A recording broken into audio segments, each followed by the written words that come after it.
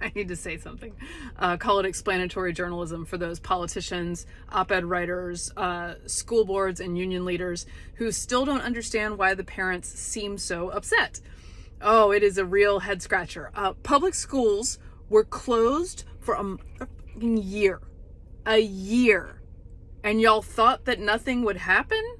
They weren't closed everywhere, and God bless the places that were smart and brave enough to open in fall of 2020 and serve children. Those places were all, of course, looked down upon by the experts in major metro areas of this country who closed schools for a year. A year. Northern Virginia was among the worst, but San Francisco, Chicago, LA, Seattle, they just closed schools. And that's not the problem. Initial fear, confusion, I get it. But leadership didn't try to open them again. The default in every major blue metro area, the places that I'm to understand care most about equity and public education, was to keep the doors closed to students of every race and income, to kids with learning challenges, to kids with severe disabilities, to kids with legally required IEPs. Doors closed. Those with resources fled public schools for private schools and homeschooling. Those private schools, by the way, opened safely sometimes blocks down the street from public schools. Those without resources languished as educators told the parents they're now saying should have no say in this whole thing. That being on a screen for 4 to 7 hours a day is good now. I know we told you it was bad before, but it's actually good, so don't worry about it. Spoiler alert, it was very bad. School boards spent summer 2020 doing God knows what, writing roadmaps, I guess. They do a lot of roadmaps, very little driving. No school in fall of 2020, not even hybrid in a lot of places. Parents gave them a grace period for fear, standard incompetence in the spring, but they started to get a little antsy at that point. And that's not all. Look, the doors of the school weren't always closed. No. They opened public school buildings to paid childcare programs so that the parents who weren't getting the school that they paid for in taxes could pay more money to send their kids to a school building where they would be taught on Zoom by teachers who weren't there while being supervised by people who were willing to be there. I can't express how angry that made people. Meanwhile, school boards are renaming school buildings to right our historic wrongs and buying electric school buses. Oh, congratulations. Congratulations. Look, plenty of parents don't even disagree with these policies, but there were no kids in the school buildings and no kids on the buses. They sent email after stupid email about how they might let your kids come back to school on such and such date, and you'd tell your kids and they'd be excited, and then they backed out at the last minute, sending you a 7 p.m. email, leaving you with no way to plan for the next day, over and over again. And then there's the curriculum. You have parents play Zoom butler for a year, bringing their kids pencils, pens, hula hoops, and blue items that begin with the letter M into the dining room, and then you want to tell them that they have no say in curriculum.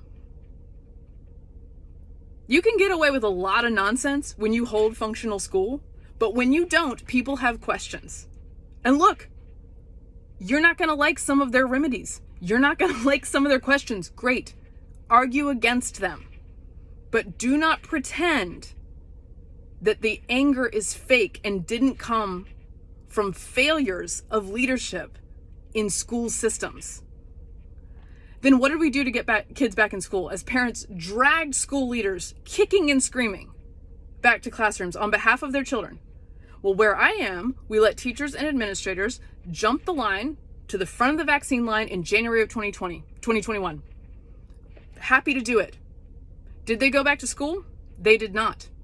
Then on a federal level, we passed just tons of money and aid to get schools open, even though schools were already open safely in Europe and all around this country, thereby rewarding the schools that didn't open instead of the schools that did in many cases.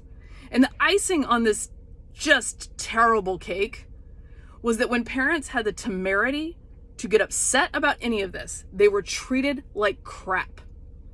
Some of them were taken aback. They had not assumed that the relationship between them and the school boards and the teachers unions was adversarial. This was news to them.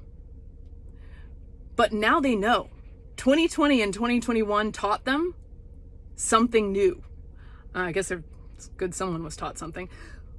Leaders called them wannabe child sacrificers. They called them racist, privileged, unqualified, anti-science. And that is why a bunch of parents, from me to San Francisco, are upset. We are not all conservative. We are not all liberal. We are not all white or rich or astroturf or whatever it is that you would like to fool yourselves into thinking we are. We are people who care about our children and who have no reason to trust the people who closed schools for a year. I birthed 3 of these children myself, and my desire to fight for them is way stronger than my pelvic floor and far stronger than whatever you want to throw at me. And there's a ton of people who feel that way. And you want to tell me that all I want is my babysitters and my brunch back? First, we'd all be so lucky if public schools in these areas were as reliable as my babysitter and as delightful as my brunches. But if that's the insult, I will own it. Hand me my mimosa, bitches, because this ride has just begun.